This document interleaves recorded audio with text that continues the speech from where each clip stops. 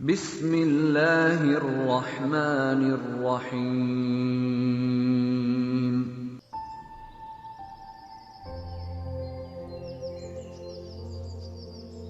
ماشاءاللہ آپ نے جو بڑی خوبصورت حدیث ہمارے سامنے بیان کی ہے، اس سے تو بالکل ہمارے سامنے واضح ہے۔ دیکھیں 3 ممالک کا ذکر کیا اور تینوں ممالک میں اس وقت جنگیں ہو رہی ہیں، تو یہ تو سول وارز اندر کی خانہ جنگی ہو رہی ہے، اندر کی خانہ جنگی، لیکن اوورآل تو باہر کی انوالومنٹ ہی ہوئی ہے نا۔ جی بالکل ظاہر ہے کہ اس میں بے شک وہ عراق کی بات کر لیتے ہیں یا شام کی بات کر لیں، یمن کی بات کر لیتے ہیں۔ ماشاءاللہ یہ تو بہت ہی زبردست قسم کی آپ نے حدیث ہمارے سامنے رکھی ہے۔ اتنے خوبصورت انداز میں اللہ کے رسول صلی اللہ علیہ وسلم نے وہ زمانہ ہمیں ڈیفائن کر دیا۔ اس سے پچھلی حدیث میں ہم نے دیکھا، اس میں عراق کی ڈسٹرکشن کا ذکر تھا، شام کا اور عراق کا ذکر تھا، اور ساتھ حضرت امام مہدی کا ذکر تھا، اور اس حدیث میں آپ ملا لیں، اس میں یمن بھی شامل ہو گیا۔ اب یہ 3 ملکوں کی حالت ہمارے سامنے آگے کہ یہ خانہ جنگی کی حالت میں ہوں گے، اور یہاں پر مسلمان اندر ٹکڑی میں بٹ کر لڑ رہے ہوں گے۔ بالکل، بلکہ میں یہاں پہ آپ کی بات میں تھوڑا سا اضافہ ناظرین کرنا چاہ رہا ہوں کہ اس وقت آپ صورتحال دیکھیں، آپ کے سامنے میڈیا پہ ہر چیز موجود ہے۔ شام کے اندر جس طریقے سے بچے بھوک سے مر رہے ہیں، یمن کے اندر جو حالت ہے، یقین جانے دل خون کے آنسو ہوتا ہے دیکھ کے۔ تو یہ تمام منظر کسی، وہ پوری کی پوری جو ویڈیو ہمارے سامنے اس وقت نظر آ رہی ہے، وہ تمام کی تمام 1450 سال پہلے اللہ کے نبی نے ہمارے سامنے رکھ دی ہے۔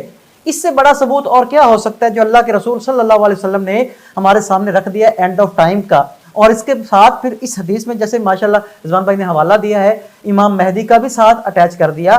اٹ مینز کہ ان واقعات کے بعد اب امام مہدی کے آنے کا ٹائم ہے۔ بہت ماشاءاللہ یہ اس میں ایک چیز سمجھنے کی بڑی ضرورت، ہم نے پچھلی حدیث حضرت امام مہدی کے بارے میں پڑھی کہ وہ مال تقسیم کریں گے، یعنی کہ اس میں کوئی خاص بات ہے، اب پیٹرن سمجھیے گا۔ اس وقت حالت یہ آپ نے اس پیٹرن سمجھنا ہے۔ پچھلی حدیث میں ہم نے امام مہدی کے بارے میں پڑھی، اس میں تھا عدل و انصاف قائم کریں گے، ان کا نام کیا ہوگا۔ اب یہاں پر ان حدیث میں جو ہم نے پچھلی 3 حدیثیں پڑھی حضرت امام مہدی کے بارے میں، ان میں ذکر آیا ہے کہ وہ مال تقسیم کریں گے۔ اب وہ مال تقسیم کرنے کا مطلب ہمیں یہاں پہ نظر آ رہا ہے، اس حدیث میں ہم دیکھ لیں کہ عراق کی اکنامیکل ڈسٹرکشن ہے، اور اس میں شام کی اکنامیکل ڈسٹرکشن ہے، اور پھر یمن کی بھی وار کا یہاں پہ ذکر ہو گیا۔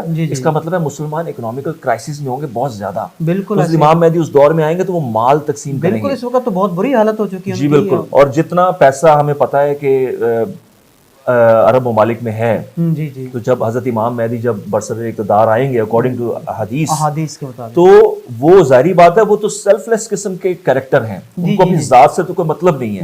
وہ تو ان کا جو مشن دیا وہ اللہ تعالیٰ نے ان کو مشن دیا ہے، تو وہ اتنا پیسہ رکھ کر کیا کریں گے؟ تو انہوں نے وہ پیسہ بانٹنا ہے، اسی بانٹنے کی اللہ تعالیٰ کے رسول نے یہ چیز۔ اب میں آپ کو تھوڑا سا یہاں پر یمن کی نا، میں یو این کی آپ کو رپورٹ بتاتا ہوں کہ یو این والے کیا کہہ رہے ہیں کہ یمن کی جو حالت زار ہے نا، وہ سمجھنی بڑی ضروری ہے۔ ہم ایکچولی ہم اپنے ارد گرد ہم دیکھتے نہیں ہیں مسلم ممالک میں کیا ہو رہا ہے، وہ دیکھیں گے تو آپ کو پتہ چلے گا کہ اس وقت ہم کس جگہ پہ کھڑے ہیں، یعنی کہ بالکل تباہی ہو چکی ہوئی ہے ہماری تقریباً۔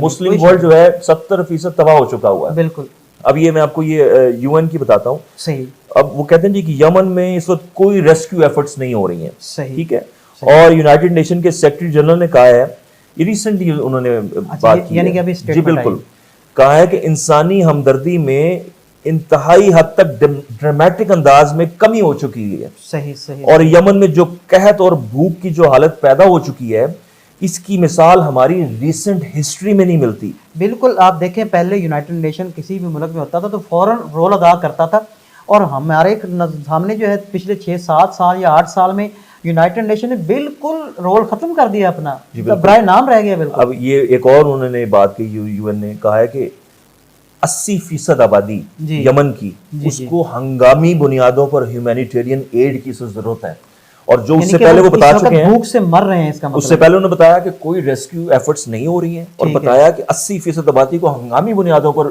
یعنی کہ ریسکیو ایفرٹس کی ضرورت ہے۔ تو یہ ہمیں بتاتی سچویشن کی سچویشن بہت حد تک بگڑ چکی ہے۔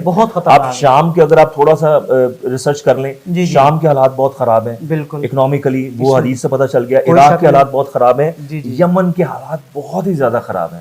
اگر اس کو فوری طور پر اس کو حل نہ کیا گیا تو بہت بڑا ہیومن کرائسس آ سکتا ہے، بہت بڑا کرائسس ہمارے سامنے کھڑا، اور اس کرائسس میں ہم آ چکے ہیں اس دور میں۔ تو اللہ کے رسول صلی اللہ علیہ وسلم نے جو حدیث، یعنی کہ وہ حدیث پوری ہو گئی کہ وہ بالکل جو ہے انصاف کے بعد ظلم و تشدد کے ساتھ یہ جو ہے حالت ہو جائے گی۔ جی بالکل، حرج بھی عام ہے، ہمیں پتہ ہے کہ مسلم کنٹریز میں کتنی قتل و غارت کی گئی ہے۔ برما میں جو کچھ ہوا ہے، یعنی کہ دل خون کے آنسو روتا ہے کہ برما میں جو کچھ ہوا ہے، اور ہماری امت مسلمہ اس وقت جو ہے مجرمانہ خاموشی کا شکار رہی ہے، اور ہم بیسیکلی یہ وہن کی بیماری ہے. اس کے بارے میں بھی حدیث ہے، رسول اللہ صلی اللہ علیہ وسلم نے فرمایا ایک دور آئے گا جب کفار تم پر ایسے ٹوٹیں گے جیسے کوئی بھوکا کھانے پہ ٹوٹتا ہے، یعنی کہ کسی کو دعوت دی جائے تو کیسے کھانے پہ لوگ ٹوٹتے ہیں، ایسے ہی اللہ کے رسول صلی اللہ علیہ وسلم نے اس کو فرمایا ہمیں سمجھانے کے لیے کہ یہ حالت ہوگی. تو صحابہ نے کہا کہ اللہ کے رسول صلی اللہ علیہ وسلم کیا ہم اس وقت تعداد میں تھوڑے ہوں گے؟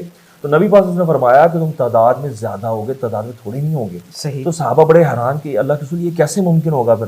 تو نبی پاک صلی اللہ علیہ وسلم نے فرمایا کہ اللہ تمہارے دلوں میں وہن کی بیماری پیدا کر دے گا. اور وہن کی بیماری کو پھر آگے اللہ کے رسول نے اس کو بیان فرمایا کہ یہ کیا ہے. وہ اللہ کے رسول نے فرمایا کہ یہ دنیا کی محبت اور موت کا ڈر ہے. ماشاءاللہ. ناظرین دیکھیں ابھی اسی چیز کو میں معذرت کے ساتھ بیچ میں ایڈ ہو رہا ہے.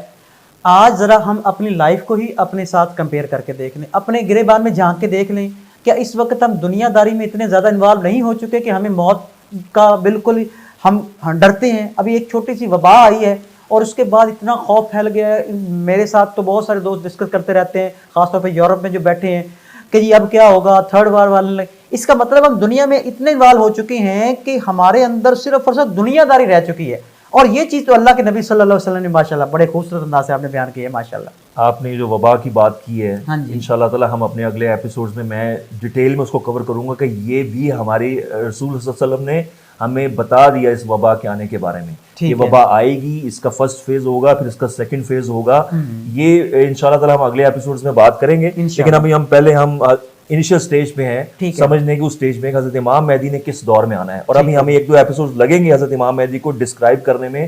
اور اگلے ایپیسوڈ آپ دیکھیں گے کہ انتہائی شاکنگ قسم کی ایویڈنس میں آپ کے سامنے رکھوں گا انشاءاللہ تعالی، اور وہ تمام کے تمام احادیث کی روشنی میں ہوگی. ہم نے اپنی طرف سے کچھ نہیں بیان کرنا، اور وہ اتنی شاکنگ ہے کہ آپ حیران ہو جائیں گے کتنی ڈیٹیل میں ہمارے پیارے نبی صلی اللہ علیہ وسلم نے وہ چیزیں بتا دی. وہ انشاءاللہ ہم اگلے ایپیسوڈ میں بات کریں گے. اس ایپیسوڈ میں میرا یہ کوشش تھی کہ ہم قرآن سے اور حدیث سے یعنی کہ انیشیلی اس کو لے کے چلیں تاکہ لوگوں کا تھوڑا سا اس میں بلیف پیدا ہو، تھوڑا سا اس میں یقین پیدا ہو کہ یہ کوئی میتھ نہیں ہے، یہ کوئی ایسی یہ کوئی گمان نہیں ہے، یہ حقیقت ہے جس کو اللہ کے رسول صلی اللہ علیہ وسلم نے ڈیفائن کیا. جیسا میں نے آپ کو بتایا کہ وہ عمارتوں والی بات، یعنی کہ کوئی سوچ سکتا تھا کہ ننگے بدن والے، ننگے پاؤں والے جو بدو تھے، وہ بکریاں چرانے والے، وہ کیسے اتنی بڑی بڑی بلڈنگ ہے، tallest building in the world کیسے بنا لیں گے. بلکہ 100 سال پیچھے چلے جائیں تو یہ وہی ویسے ہی ہمارے سامنے تصویر میں یہ اللہ کے رسول نے ہمیں بڑی چیزیں وضاحت سے ہمیں بتا دی ہوئی ہیں. اینڈ آف ٹائمز میں ایک خزانہ پڑا ہوا ہے. کتاب الفتن جو ہے وہ حدیث کی کتب حدیث میں کتاب الفتن اتنی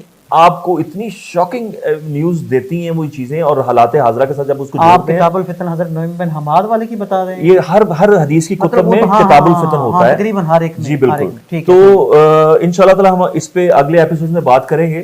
اس ایپیسوڈ کا اختتام میں اس شعر پہ کرنا چاہوں گا جو میں نے لکھا ہے ان لوگوں کے بارے میں جو کہتے ہیں کہ ابھی بہت ٹائم پڑا ہے حضرت امام مہدی کے آنے میں.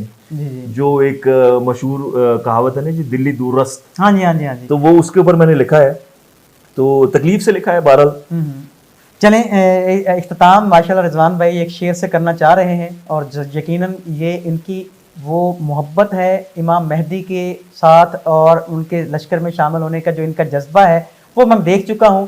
اور اسی جذبے نے ہمیں یہاں سے مردان تک پہنچایا، اور ہم 1 مہینے میں 2 چکر لگا چکے ہیں، مفتی صاحب سے بھی مل چکے ہیں. یہ ہے وہ مجھے واقعہ بھی یاد آتا ہے، معذرت میں بیچ میں آ گیا، کہ ایک حدیث کے لیے پہلے جو اللہ تعالیٰ کے خوبصورت بندے تھے جو حدیث کو جو ہمارے لیے محدثین جو تھے ایک حدیث کے لیے دوسرے ملکوں میں جاتے تھے. تو ہم بھی اس کاوش میں لگے ہوئے ہیں. اللہ تعالیٰ ہماری اس کاوش کو قبول فرمائے. اور ماشاءاللہ رضوان بھائی نے تو اس پہ بہت زیادہ محنت کی ہے. اللہ تعالیٰ ان کی محنت کو اور زیادہ 4 چاند لگائے. حالت زار کی پکار اب نہیں تو کب، تدبر حق کے افکار اب نہیں تو کب، وبائے وہن کے اثرات ہیں چاروں طرف، وبائے وہن کے اثرات ہیں چاروں طرف، خضر وقت کے آثار اب نہیں تو کب. ماشاءاللہ بہت ہی خوبصورت شعر کے ساتھ آج کی ایپیسوڈ کا اختتام کیا ہے. امید ہے کہ آپ لوگوں کو ہمارا یہ پروگرام پسند آئے گا. اگر آپ لوگوں کو کے ذہن میں کوئی سوالات آتے ہیں فیڈ بیک میں ہمارے پاس کمنٹ باکس میں لازمی دیں، اور انشاءاللہ تعالی ہم آپ کے سوالات کے جوابات بھی اگلی ایپیسوڈز میں شامل کریں گے. اسی لیے میں نے اس پروگرام کے سٹائل میں تھوڑا سا شامل کیا ہے تاکہ ڈسکشن میتھڈ میں آپ لوگوں کو بھی شامل کر سکیں. بہت ساری چیزیں آپ کے ذہن میں بھی آ رہی ہوں گی جن کو ہم انشاءاللہ نیکسٹ ایپیسوڈ میں ڈسکرائب کریں گے. فی الحال ہم آپ سے اجازت چاہتے ہیں. السلام علیکم ورحمۃ اللہ وبرکاتہ.